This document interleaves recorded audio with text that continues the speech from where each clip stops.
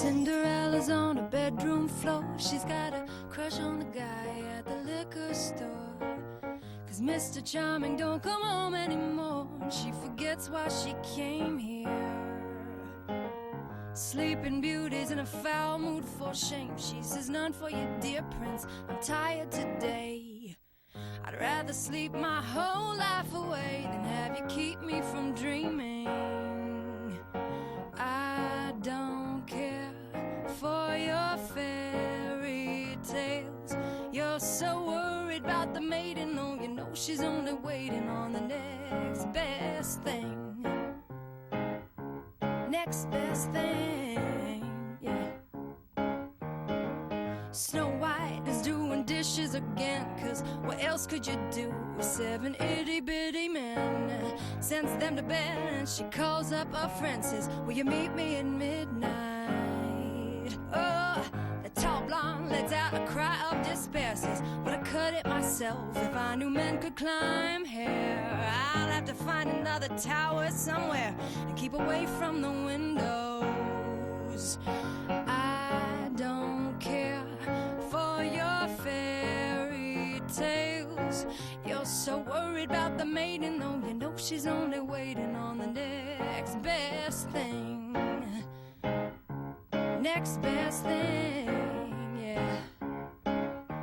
Once upon a time in a faraway kingdom, man made up a story, said that I should believe him. Go and tell your white knight that he's handsome in hindsight, but I don't want the next best thing. So I sing, I hold my head down, and I break these walls around me. Can't take no more of your fairy tale love. I don't care for your fairy tales. You're so worried about the maiden, oh, you know she's only waiting. Spent her whole life being graded on the sanctity of patience and a dumb appreciation, but the story needs some mending and a better happy ending. 'Cause I don't want the next best thing. No, no, I don't want the next best thing. Everything was going great. I'm in a 6-year relationship. We've got a townhouse, a Cocker Spaniel, a cat, circle of friends, favorite restaurants within a 5-mile radius, mutual funds, not too aggressive, a guest room for when we're not speaking, CD collection, vacation videos, engagement rings, our whole future completely mapped out. And then I met her. I didn't have too many personal rules. I tried to drink a glass of water every day and return my mother's phone calls within 24 hours. And I didn't get involved with involved people. Lacey and I were friends from doing stand-up comedy at the same club. I felt comfortable around her. I could talk to her. A couple times I actually called her for advice, which I never call anybody for, about how out I should be in my act and how much it might hurt me if I were. She always said the same thing to me. Just be real. That was her bottom line. One night after a show, this director approaches us about a play he's casting. Wants to know if we'd be in it. Oh, you two would be perfect as lovers. Listen to me. I needed to have some fun. That's why I agreed to do the show.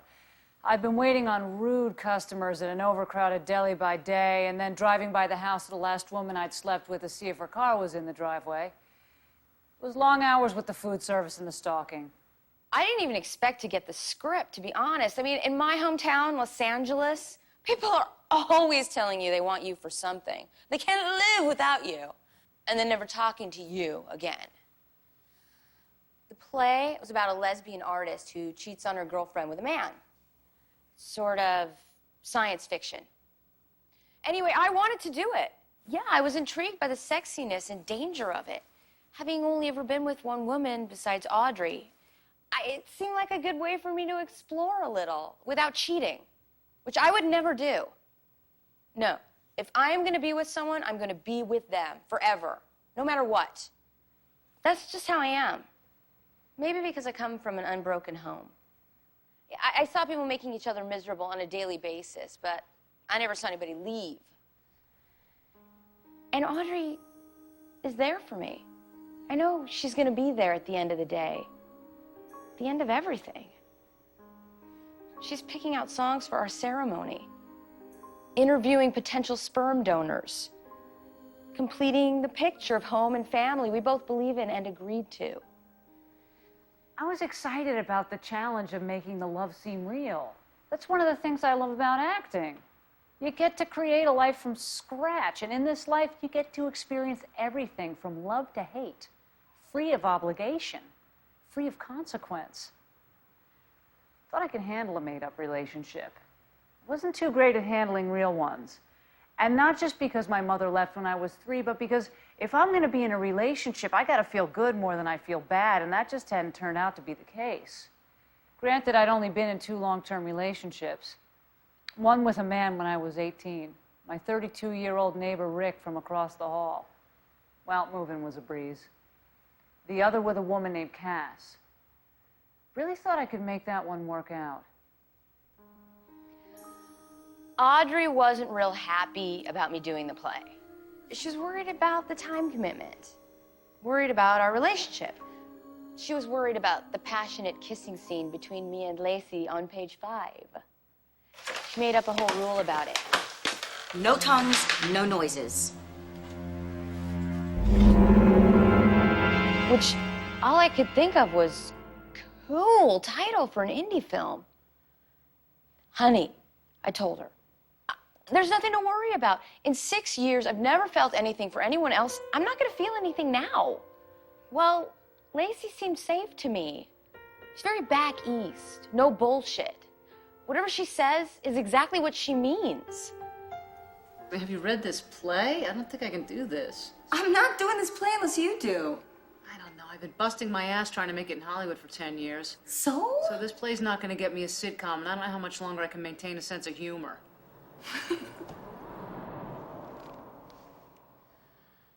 Right off the bat, rehearsals for the play are extremely intimate. For every 10 minutes we spend looking over the script, we spend several hours getting our psyches probed by Gabriel, the director. It is necessary for you to get to know each other so you can be convincing as lovers. I think this guy's a real meticulous director. Dominic, Unless he's just a nosy queen. let go. Let go. Regardless, this is my definition of hell. All right. How's your sex life?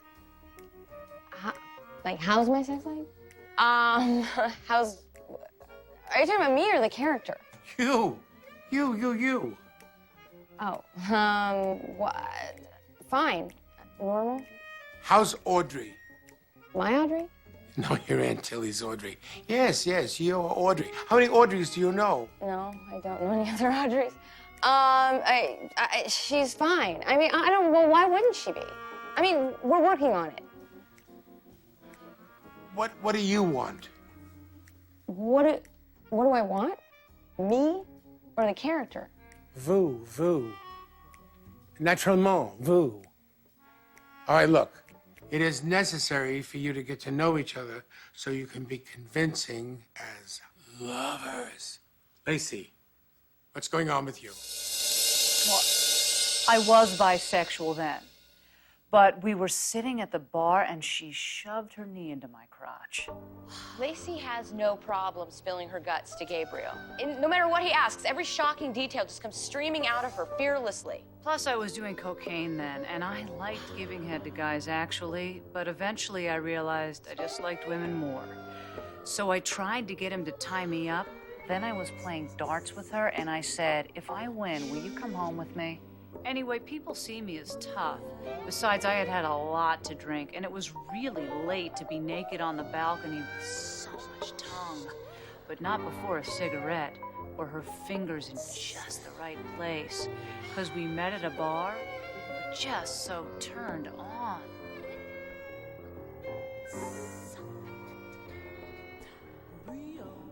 Well, that's how I hear it.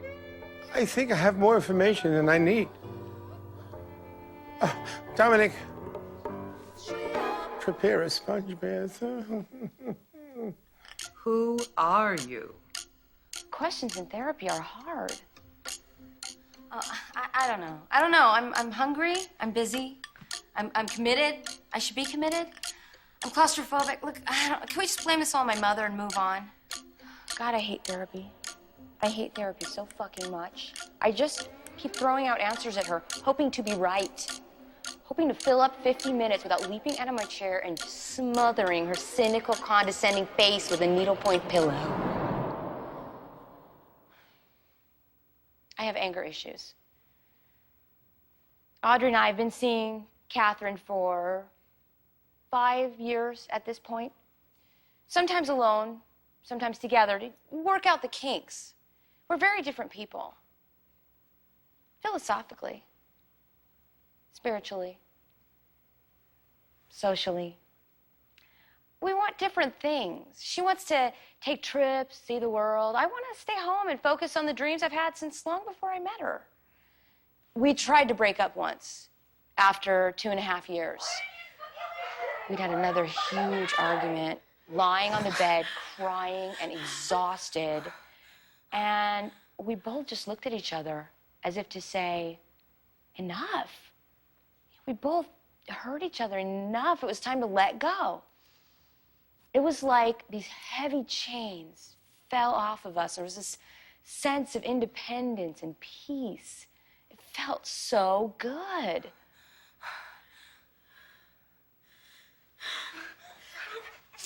We decided to move in together.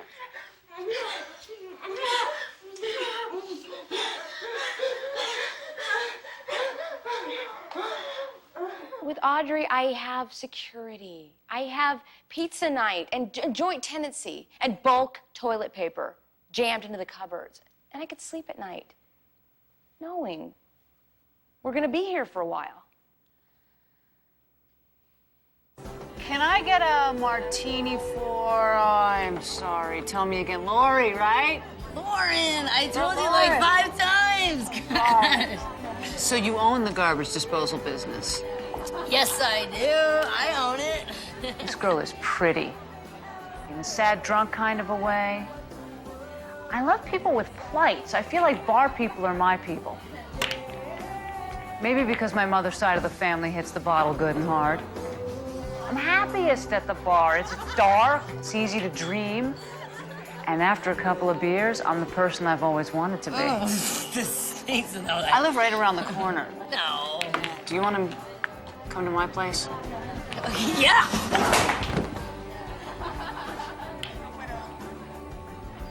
I love going to bars and leaving with strange women, because I don't have to pretend to be somebody I'm not or live up to someone's expectations of me. And anybody can be interesting for one night. So what if they don't like you? Fuck them. Robin makes me laugh. Fuck Hollywood. I'm morosely introspective. She rejects self-examination. My therapist's anger is really veiled sadness. Fuck her. Like she could give a shit about anyone's opinion but her own. Well, I'm sure people do have judgments about me. I just don't happen to care what they are. See, I want to know every judgment anyone ever had about me so I can rectify my flaws. Why? When it's so much easier to be oblivious. Yeah, but then how do you grow? How do you learn about Oh, yourself? I'm sick of learning about myself. I mean, and I want to evolve and everything. I do. I mean, I really do. But how evolved do you have to be? 100%. 100%. Yeah, I mean, I don't know. Maybe this is hard to believe, but I try to be the best possible person I can be. Like Gandhi or like Jesus Christ. Jesus Christ. Wait, why would you want to be like Jesus Christ? Why would you not want to be like Jesus Christ? He was one of the greatest men who ever lived. Because I know how it turns out. She laughs at me. She blatantly laughs at me. But she makes me feel just friggin' terrific about myself. Relationships. Personal observation I've made is that once I've begun to schedule lovemaking into the appointment book, the relationship is on its way to the goodbye and good luck phase. If I can't be late to a lunch meeting because I just couldn't keep my hands off her, if it's irking me that she's touching me while I'm doing my crossword puzzle, and if she's reporting to me how many days it's been since we've made love, and I'm arguing back that we might not have fully made love on Tuesday, but didn't I kiss you while I gave you a back rub? Shit is on the outs. For my lover, Cass, and me, these things occurred at almost exactly the same time as I became totally incapable of hearing her. I listened to her, right up until the moment she opened her mouth. Did I tell you about this ridiculous audition I had in New York this one time? I'm getting my hair split. And then the sound of her voice would cause me to go completely deaf, and I'd watch a silent movie in which the only character on the screen was my girlfriend, but all I could hear were my own thoughts as I stared at this mouth, opening and closing. I wonder if I can get to the gym in time to get in a 20-minute aerobic workout before I have to go to work. I'd check back in to see if anything important was getting said. I said I want chocolate, not vanilla. Go downstairs. And go right back to where I came from. I'm not proud of this behavior, and my therapist would congratulate me on this, I'm aware of it, and that's the first step toward healing. One time during this phase, Cass and I decided to take a weekend away in the mountains. We said to each other we would fish from a rowboat on the lake. We smiled as we planned how we would hike. We schemed about what we would cook. But we each knew what we were really up to was attempting to resuscitate our extremely weakened sexual relationship. At the time of the mountain getaway, it had been about 6 months since we'd had exciting, free-spirited sex, and 22 days since we'd had any sex at all. I knew this because she'd remind me.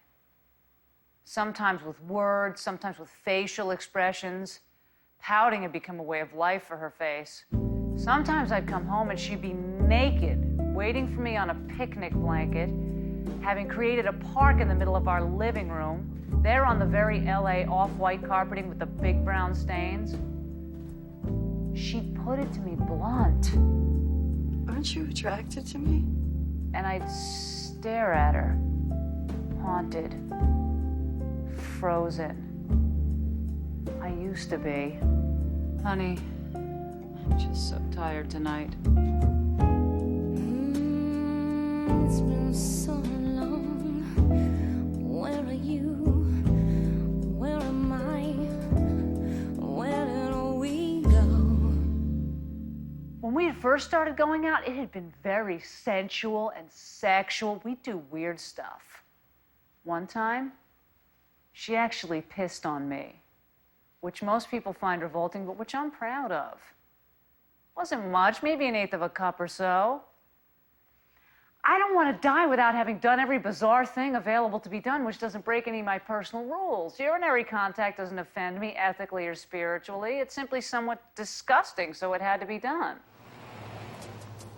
So anyway, we're on our way to the mountains, and I'm behind the wheel of my Toyota 4Runner with her in the passenger seat next to me. And we've put several coastal cities between ourselves in nearly a month of strange celibacy back in North Hollywood. And yet you can cut the discomfort on the ride up to the cabin with a knife. It's my fault, see? It's not her.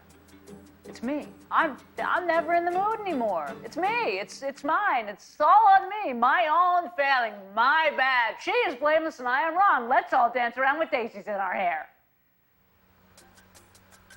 She's touching me in the car.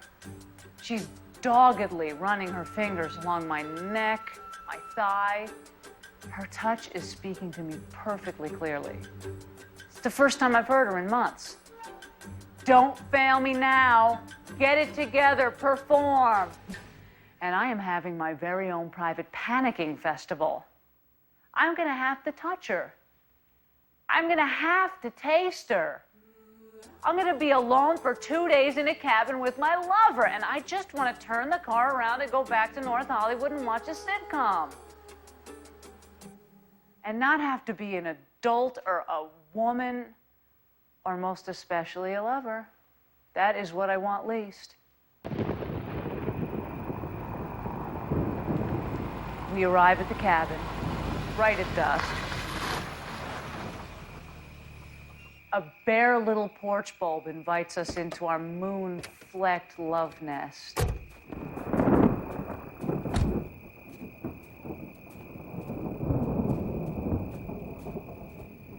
We open the door. It's cozy, it's rustic. It has a bed. Shit. She goes to sit on the bed, and I think, oh no, oh God, she's gonna want it now. See, and we've had the conversations.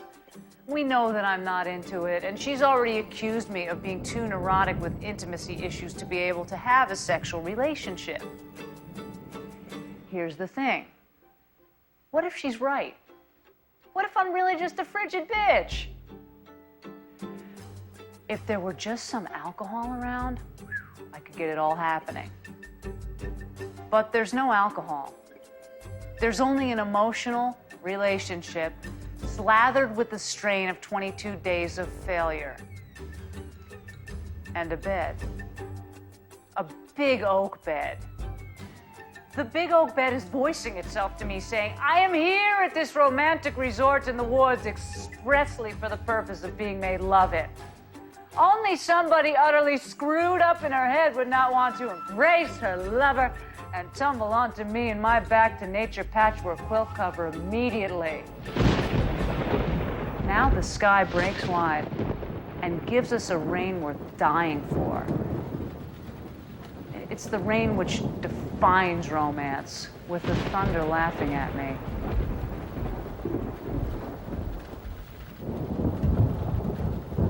Cass comes and puts her arms around me. She's got me now. She looks into my eyes, and lightning flashes with insane sensuality through the window. At this moment, I realize Mother Nature is on Cass's side, and it's as if she's grounding me, sending me to my room with a firm voice. Get in there, and don't come out until you've done right by your poor, underappreciated girlfriend. She's looking into my eyes. She's got her arms around me. Oh my God, she's gonna kiss.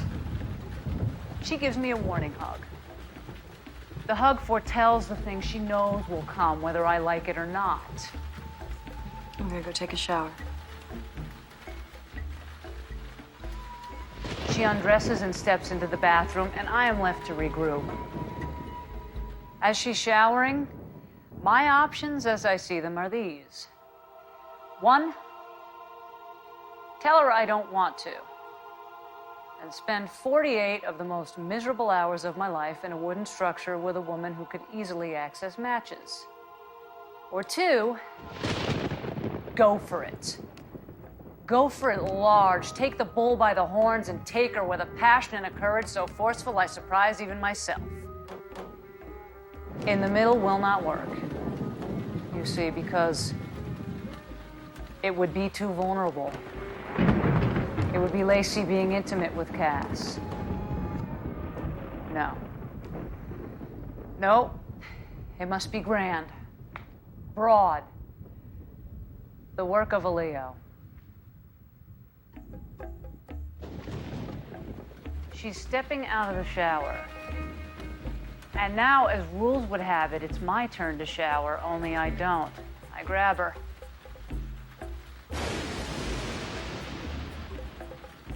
She looks at me more than a little surprised, which shakes me up, but I recover and lead her to the bed. It occurs to me that she's never particularly liked sex when her hair is wet, but I breathe deep and open the towel.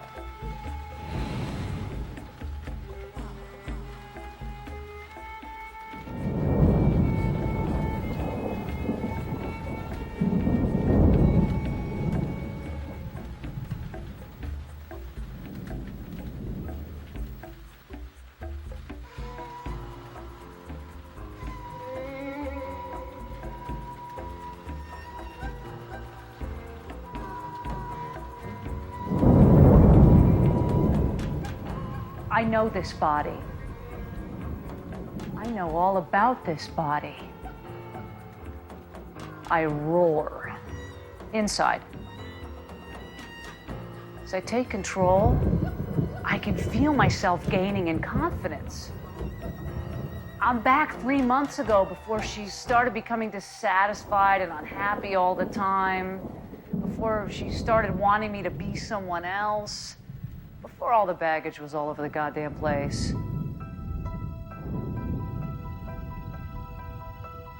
I could bring it all to you. The night that never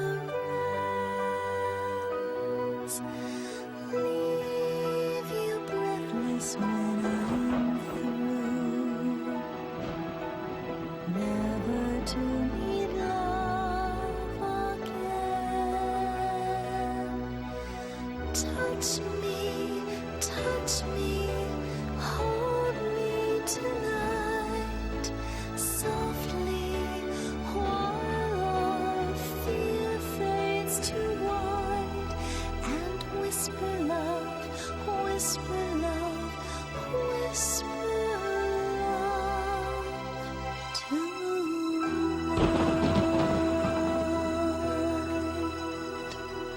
And I make love to her. And as I do, I can hear her voice.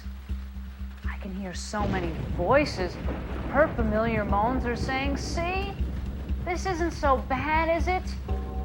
And now the bedboard pipes in, drumming its approval with a rhythmic song. You got it, you got it, you've got it.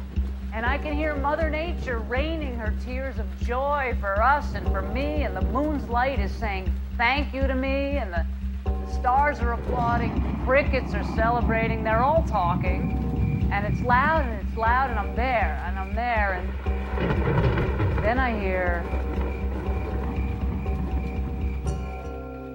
it's over. What's this? This voice is unrecognizable to me. It's over. I hear again. The voice is calm. It's clear. I've heard this voice before, but it's been so long. It's my own voice. And it is over. And I listen and I converse with her. And I let her hear me. I let her hear my voice. And it is over. We drive home in silence. Her in her world, me in mine.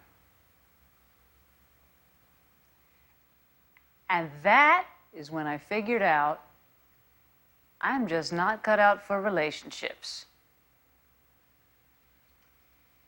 Maybe you just weren't right together. Being that I'm either at work or rehearsals, communication on the home front starts to break down. In fact, it breaks down to its most primitive form, the Post-it note. Honey, can you please clean your hair out of the shower drain? Honey, if you're gonna be late, can you at least call? Honey, I think we need more therapy. Honey, tomorrow at work, can you please steal more Post-it notes? One day, I come home to find one such note stuck to the answering machine that says simply, listen. It's a message from Gabriel, calling to see how I'd feel about posing for publicity shots with Lacey in a topless embrace. Oh, God. Holy shit! Audrey has already heard this, and she has been acting a little unstable for the past 5 years, 11 months. She's out buying bullets and guns. What did he say? What did he say? Embrace? Naked embrace? Me and Lacey in a naked embrace? Oh, no. Topless. Only topless. Totally topless? Oh, this is bad. This is very, very bad. This is really pushing my luck with Audrey. This is really gonna get me killed. This is really, really starting to turn me on. I hear the garage door open. I sit on the couch. I get back up. I sit on the couch. Dishes. I'll do dishes. She enters the house and stands in the doorway. Maybe she's staying. Maybe she's leaving. It all depends on what I say next. Hi, honey. Are you armed to the teeth? Did you hear the message? Yeah, Wow, that guy's got a lot of nerve. I guess. You're not doing it. This is a very defining moment for me. I'm flashing on a scene from my childhood. My mother yelling at my father, "Don't clean the pool in your dress shoes!" My father cleaning the pool in his dress shoes. Not to spite her, but because they're his shoes. Day of the photo shoot, I shower twice and shave my armpits in a back and forth crisscross fashion. I really wish Audrey wouldn't stand in the doorway of every room I'm in with her arms crossed. I kiss her goodbye, which she does not unfold her arms for, but follows me with her eyes, her glare burning hot guilt into my back. By the time I get to the photo studio, I feel like a virgin porn star about to walk onto the set for the first time. And there's all these people there. Gabriel, his little assistant, the photographer, the makeup guy. But for some reason, I don't see anyone but her. How you holding up? Sipping her cup of coffee like it's routine. So calm, so together.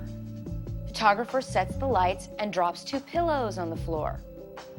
Make-out music is playing on the stereo. Okay, girls, kneel down on the pillows, face each other, and take off your shirts. Wait. I am entirely too prudish and sober to be thinking about doing this. I mean, even at the gym, I get dressed with my upper torso shoved halfway into my locker. We lock eyes briefly as I savor the fleeting moments of my mystique. My heart is pounding my neck and my belly and my... There's a lot of pounding. Lacey starts undoing her blouse. There's no stopping this thing. I slowly open my own blouse and we let them slip off our shoulders and down our backs.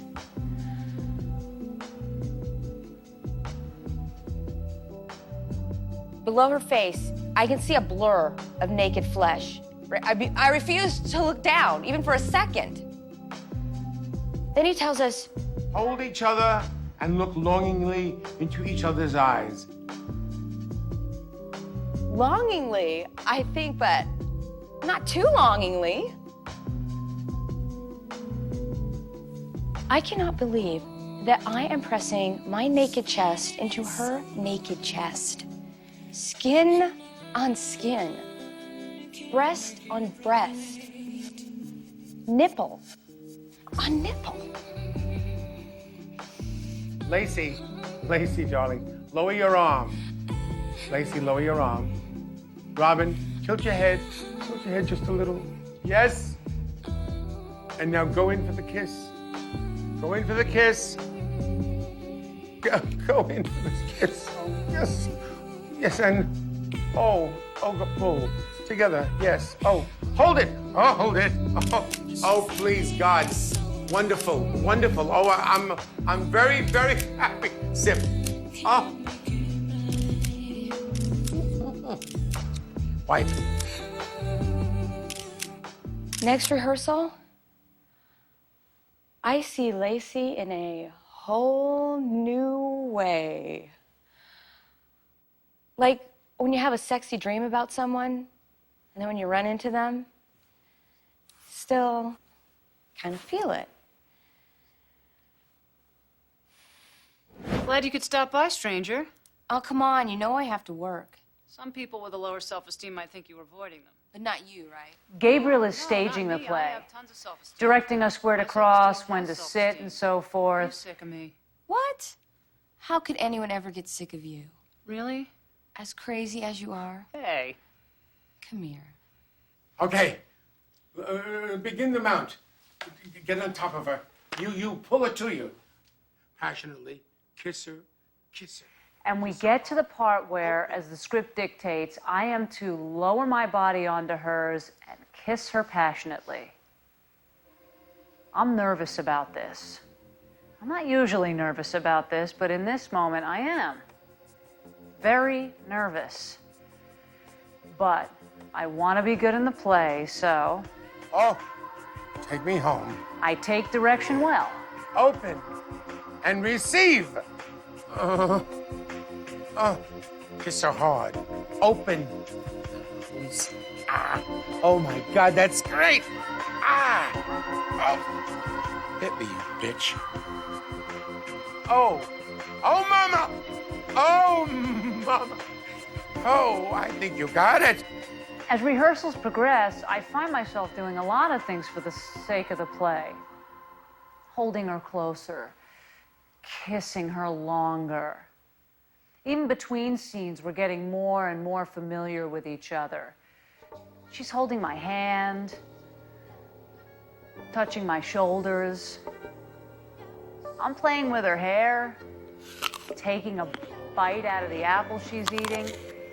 Each of us pushing the envelope, raising the stakes a little more each time.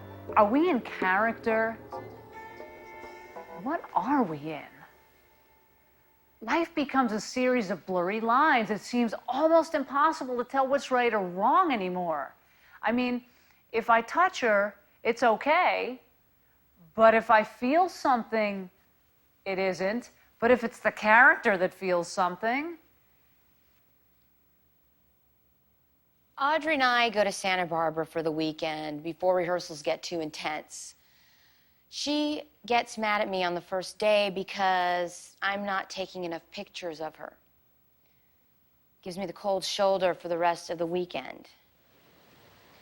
I go out and sit on the balcony with her, getting ready to feel sorry for myself like I usually do when this kind of thing happens. Only I can't. I'm thinking about Lacey. Her face. I keep thinking about her face. Trying to remember what she looks like. What she was wearing the last time I saw her. Thinking about when I'll get to see her again. Tell me again how you saw a beautiful glow. I need to hear something that I already know. You became a beautiful glow, dying in the innocent snow. I know no good can come of this. I know. In the morning, I wake up hoping these feelings won't be there, but there they are. These feelings I am not supposed to have.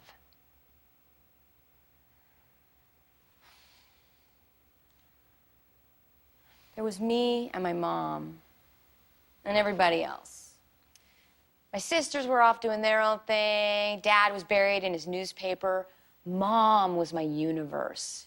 From sun up till sundown, I did everything I could think of to dazzle and delight her. I got perfect grades. Darling, that's fabulous. I sang Hebrew songs at family gatherings. I said, "Thank you very much," and "Nice to meet you," with absolute sincerity. I brought her coffee while she watched TV. I could do no wrong. Then when I was 14, everything changed. One night, I asked her if I can go see Blondie with my buddy Jonathan, and she loses it right there in the deli. You are not going out with some Shagans. What difference does it make if he's not Jewish? God, we're just friends. First, you're just friends. Then you just fall in love. Then you just move in. Then you just get married. And you start arguing over holidays. And you have Hanukkah and Christmas. And the kids get confused. And someone gets mad and yells Jew. And someone else yells Nazi. And someone's penis gets cut off. Mom could take any situation and predict its inevitable catastrophic end. Then she leans across the table and says, "If you do that, I don't know you." That was when I realized there were rules. Previously unspoken rules that, if broken, could easily get me evicted from her heart. That night, I go out back, sit on the edge of the pool, kicking the blue water into waves while Mom raves around in the house. She's not speaking to me. She's so fucking loud about it.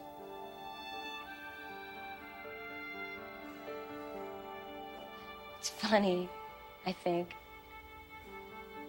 She doesn't even know the half of it.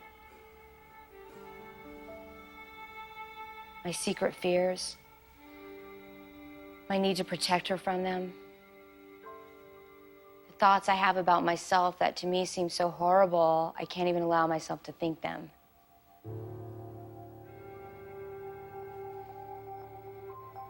I make up my mind then and there that she will never know me, and it will be necessary and worth it to be whatever she wants me to be. To stay in her good graces, to not have to wander through this world without her love. But I thought about what I would have told her if I could. There's a girl in some of my classes. I keep thinking about her. I just want to look at her, talk to her, hang out with her after school. I want her to like me more than she likes other people. One day I was standing in the kitchen and her face flashed before my eyes. I couldn't see anything else. Then I felt this rush of blood from my stomach all the way up to my throat.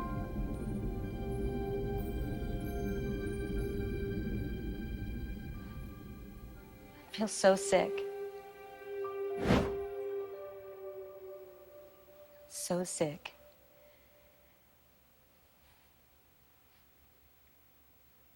And happy.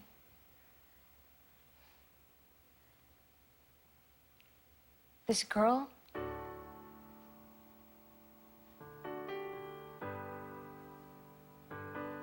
I might be in love with her.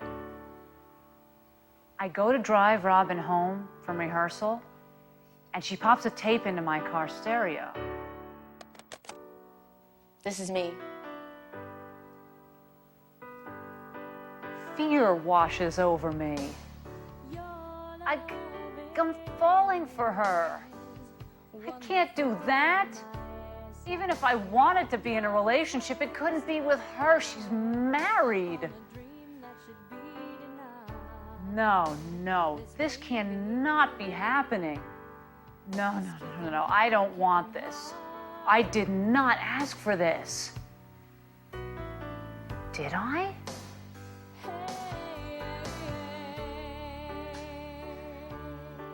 For a moment, I see myself starting the car and just driving us away.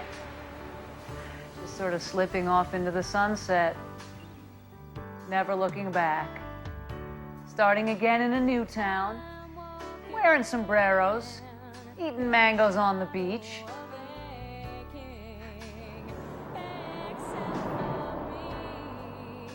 She'll never be with me. She might. She could. But she won't. The post-rehearsal goodbye hug gets more and more imaginative. I might be pushing it. That thought has crossed my mind. But I'm always careful not to let things go too far, not to let myself feel too much, to only do things really good friends might do. Really, really close friends. Anyway, I have to do what it takes in my head to make it okay. It's foreplay.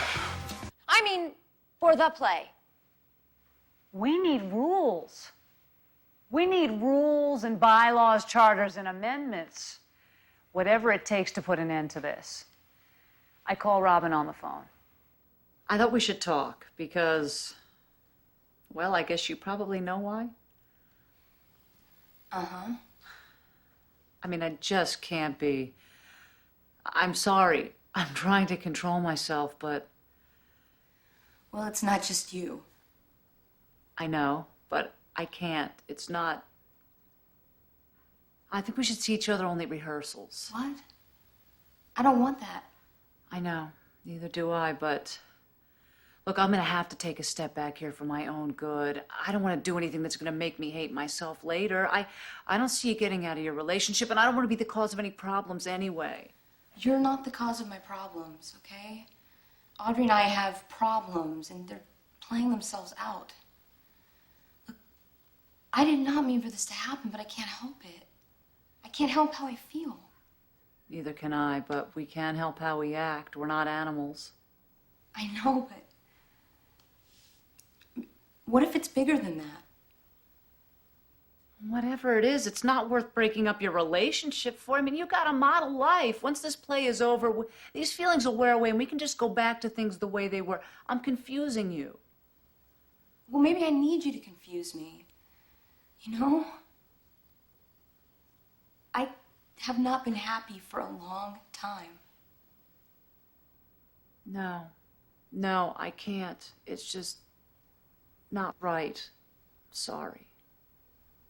You only make it worse, you know? What do you mean? By being such a good person. She only makes me want her more.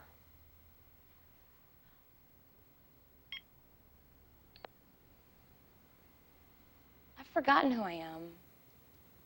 And Lacey was just starting to remind me. I played her some of the songs I've been writing, and she starts talking to me about how I should record them professionally. She has a way of making it seem like the easiest thing in the world. Just take out my life savings, hire musicians, an engineer, rent a studio. Maybe it is. I have this dream where I'm walking on the beach, and every time the tide comes in, it glitters the shore with quarters and nickels and dimes. And I run up and down the sand, just filling my fists with loot until I feel myself starting to wake up. And I grip hold of these coins like they're real. Like I can steal something from my dreams. Something that's worth keeping when I'm awake.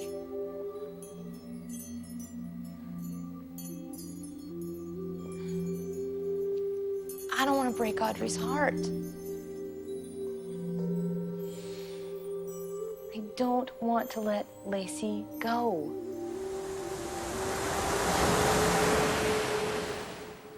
I came out to my mom in the parking lot of the Golden China restaurant on the corner of Venice and Robertson. Eating is about the worst thing you can do right before you shatter someone's universe. Much worse than eating before swimming. I meant to tell her inside the restaurant, but the moment just kept getting away from me. We're standing in the buffet line. The glory of the world laid out before us. It's broccoli evergreen. It's amber waves of chow mein. We believed that unlimited amounts of food could bring us together. We relied on it for that. Just as I open my mouth to speak, Mom shoves a warm plate into my hands. Stock up on shrimp. It's worth the most money. Okay, maybe now's not the best time. she's too happy. She's having that smorgasbord high she gets, that blend of joy and panic. Like, if we'd go on vacation at some hotel, she'd keep dragging us down to the pool because we paid for it, waking us up at 6 a.m. Why aren't you swimming? You should be swimming! Because you had to claim what was yours while you had the chance. You had to take your life into your hands. We sit down to eat, and Mom starts talking. Constantly. She has talked nonstop since I can remember. I think she always sensed I'd have bad news for her one day and didn't ever want to give me the floor. Oh, and guess what? Freddie came by today, and you know what he said? He said he knows you're not the most beautiful girl in the world, but he still really likes you. Oh, I think that's sweet. I don't understand you. I don't understand why you won't give him at least a chance. Oh, by the way, whatever happened to that guy? Oh, what's his name? Oh, you know, he had the fancy sports car and that good job with the whatchamacallit, making monster movies. What was wrong with him? And what about Who's-a-Majig? You know, he was halfway decent. Oh, no. It's like she knows what I'm about to tell her and is intentionally summoning the ghosts of heterosexuality past to distract me. God, why is this taking so long? I should be out by now. I should be throwing darts in some leather bar by now. Oh, honey, look. But then she's reading her fortune. It says I'm gonna have a happy surprise soon. Looking so sweet. Oh, a happy surprise. I wonder what that could be. So naive. Dreaming about her future. I don't want to wipe that look off her face. Oh, honey, do you have something good to tell your mom? No, I'll call her later. I'll leave it on her machine. I'll send her a get well card. Mom pays the bill, and we start walking out to our cars. I can feel the orange chicken kicking around in my belly like, come on, tell her.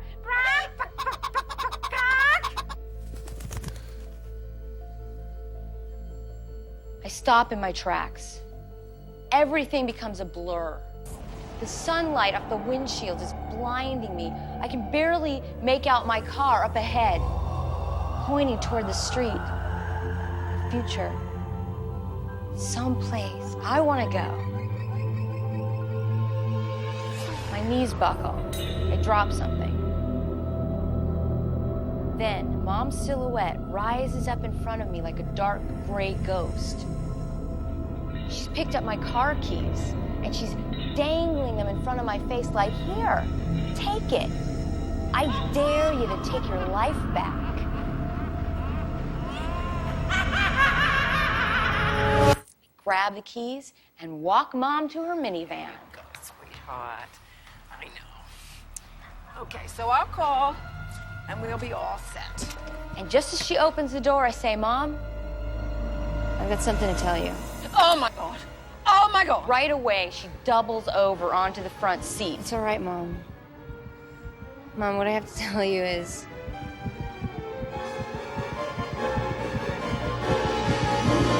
I'm gay. Okay, I really wanted to say I'm a lesbian, but I thought that is way too many syllables to be pummeling at the poor woman, you know? Lesbian. No. No, not nice, not necessary. You know, I just said gay. I'm in, I'm out of there.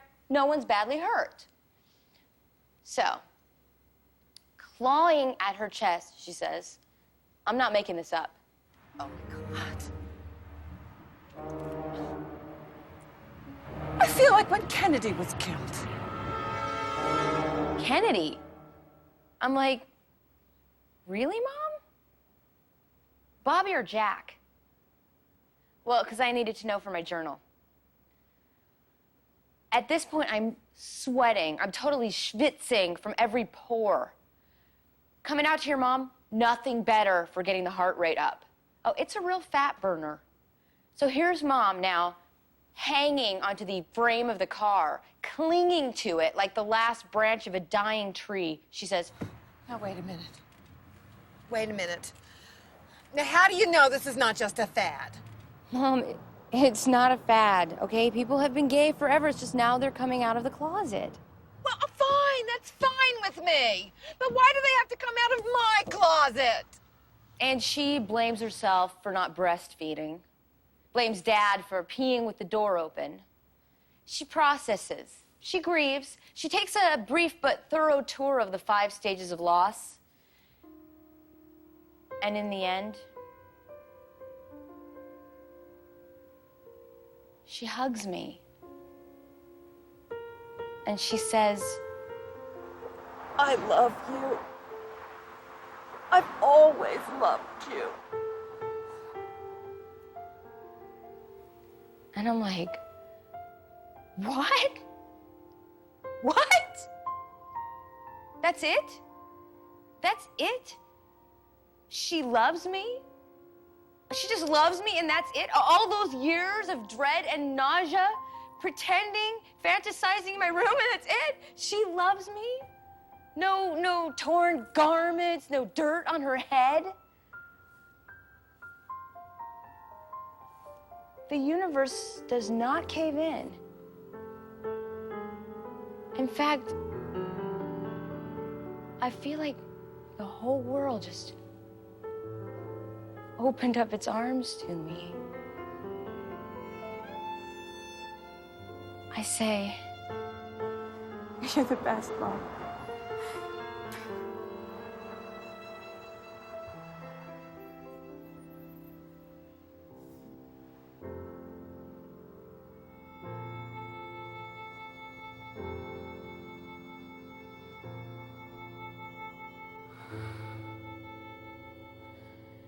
and I climb into my 4-door Toyota, close as I can get to a sports car, and turn the key. Sinead O'Connor's playing on K-Rock, and I crank it as loud as I can. She's singing, I want your hands on me. And I just start singing right along with her, thinking about all the hands I want on me. All the hands I'm gonna damn well have all over me. Grown up, guilt-free. And I jam west on the freeway so fast, I feel like I'm flying. Opening night is intense. Being on stage with her, creating our own reality. Audrey didn't come to the show. She said she was afraid of what she might see. The two of us reacting off each other, the hot lights, the energy, the applause, the crowd, the Aquanet. And coming off stage afterwards to compare notes.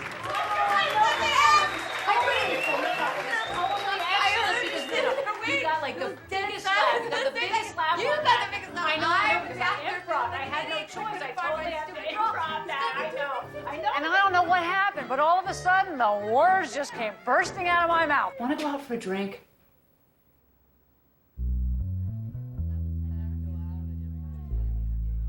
We go out Silly me. to the local girls' bar. Look what I did again. I found what I want. Is what I cannot have. Sit at a tall table drinking beer from the bottle. Our skin tinted red from the gel disco lights. Our bones vibrating to this loud, sexy beat. Irresistible. And it isn't something I need. I hold her hand under the table. Lean in to listen to her speak. Need to hear every word. My heart breaks in a heartbeat. Brush close against her cheek. Smell her perfume. Her oil. Breathe it in. All the way in. Little girl, I don't know why you stay. She touches the back of my neck with the tips of her fingers, and this time, I feel it. So hard to break. It'd be a All the way down. good mistakes. And I don't know why I must ask for the forbidden fruit.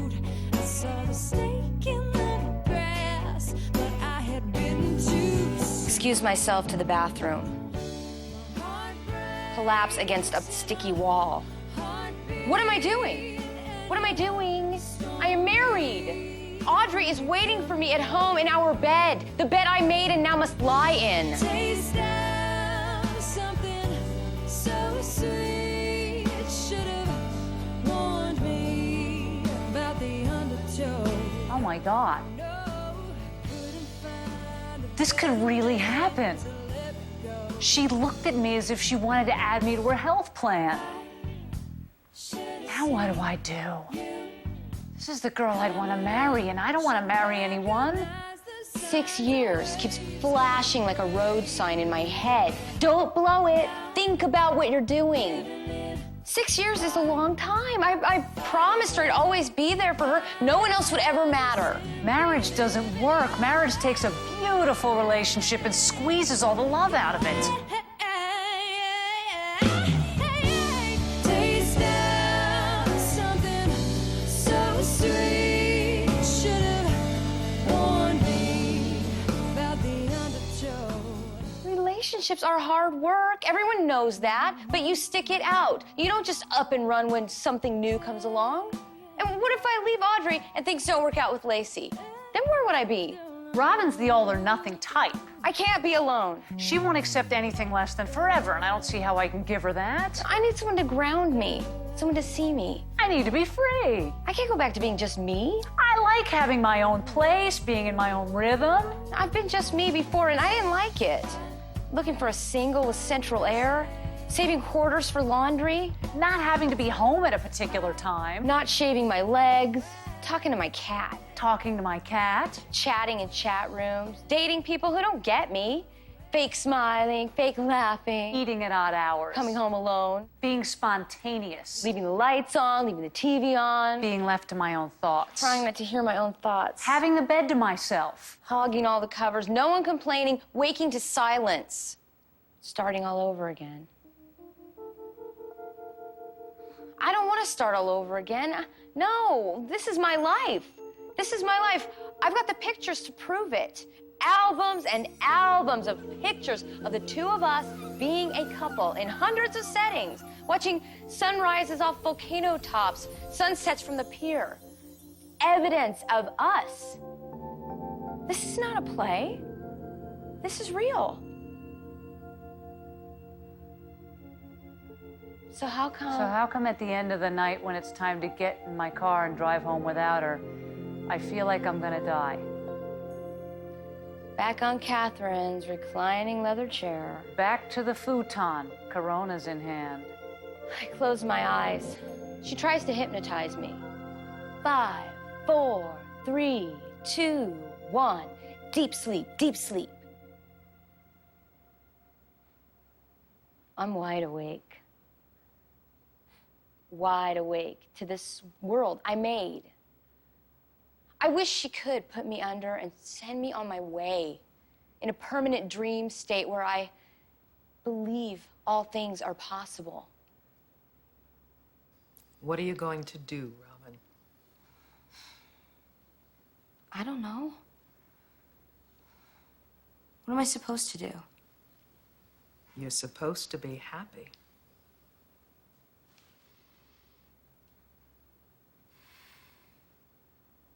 The next day, we don't have a show, and I don't hear from her. Good. Saw this coming a mile away. Now I can get on with my life. I had a Diet Coke with about that much rum in it. I decided to just get back into dating, to meet a nice single girl, and put this whole thing behind me. I find a likely candidate down at the end of the bar. I slide in next to her, and I think make a really nice connection. We chat, we converse, everything's going great. But just as I'm getting ready to buy her another drink, she says, "What are you doing here? You haven't stopped talking about this girl all night."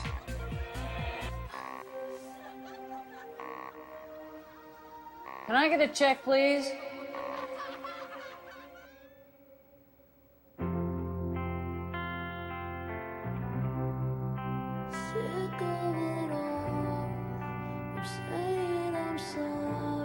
The next morning, I'm lying in bed beside Audrey, staring out the window. I feel so alone with her. More alone than when I am alone. I used to think it was worth any amount of pain to keep my promise to her, but sun's coming up.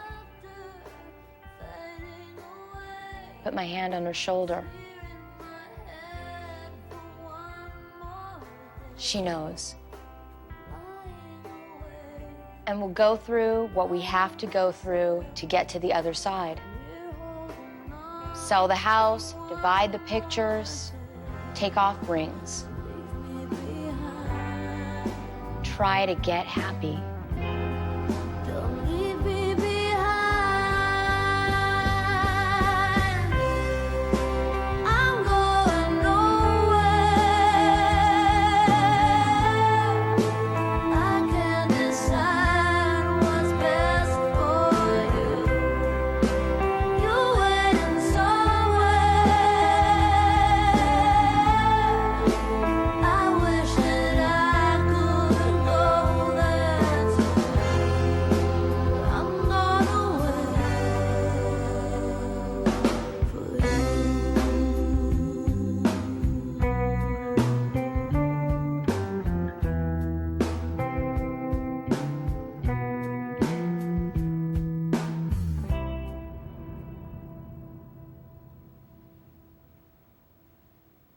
Remember that house we kept passing on the way to our cars after rehearsal?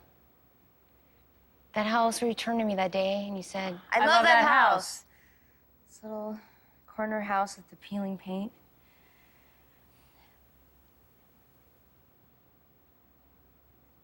Well, all I've wanted ever since then was to live in that house with you for the rest of my life.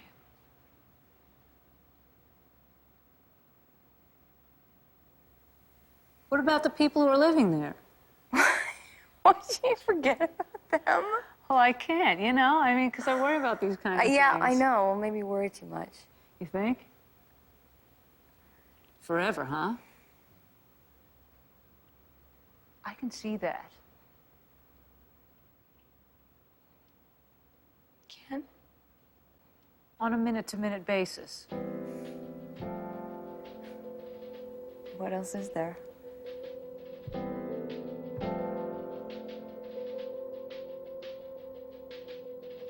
Something always brings me back to you. It never takes too long.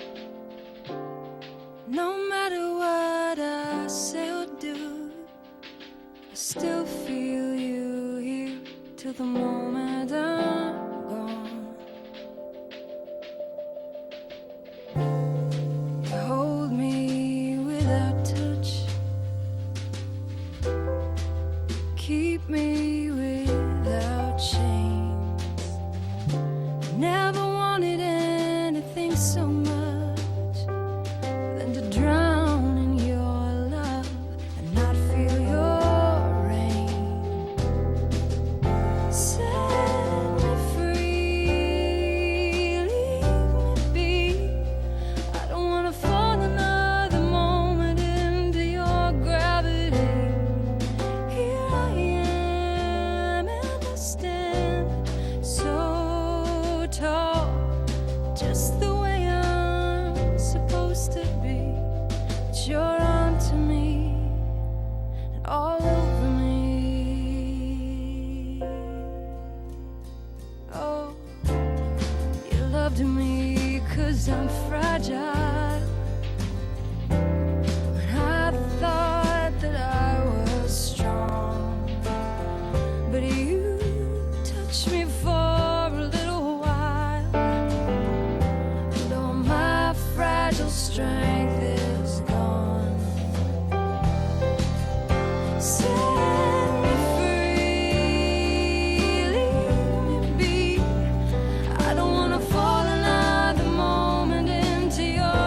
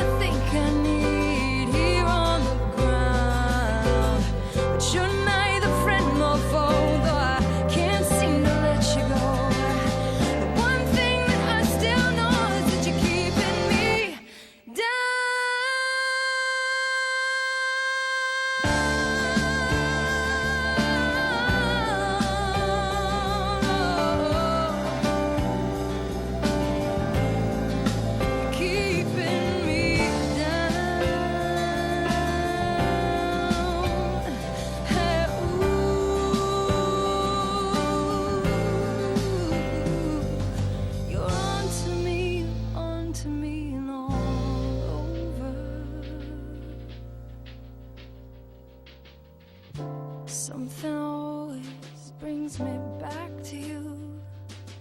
It never takes too long.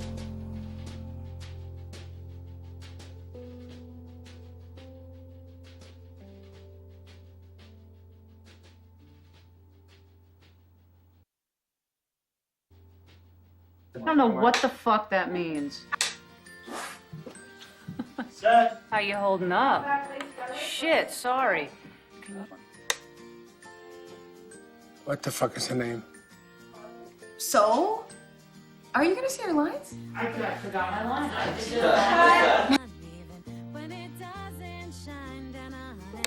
I know what I'm talking about.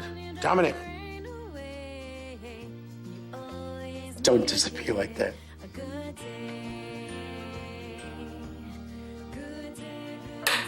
But did you hear the message? Yeah. You guys got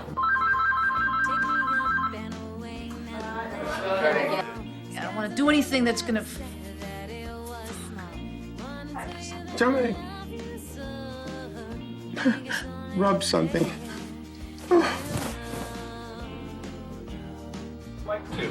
Mom, what difference does it make if he's not... What's the difference if he's not... What difference does it make? What? Oh. Then you just move in, then you just get married, and then you start arguing over holidays, and you have... It's very important that you get to being your mother's fuck.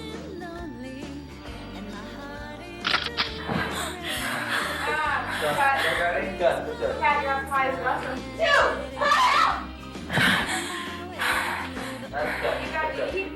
All right, never mind. Can I get another martini for... Can I come home with me? Yeah. Oh. Yeah.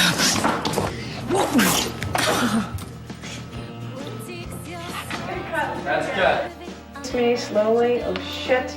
Oh shit. Oh shit.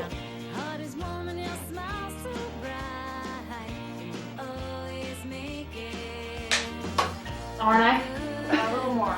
Like your shoulder back and forth? Yeah. How's that? Yeah, good. Yeah, give me some lightning cards. Okay, good laugh. What's going on? I don't want to do anything that's going to make me hate myself later. I don't see... Sorry, I fucked up. Feel faint. Oh.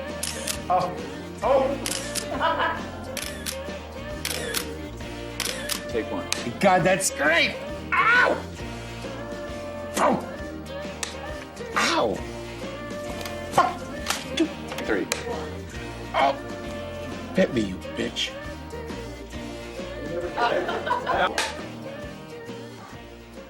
Get the fuck away.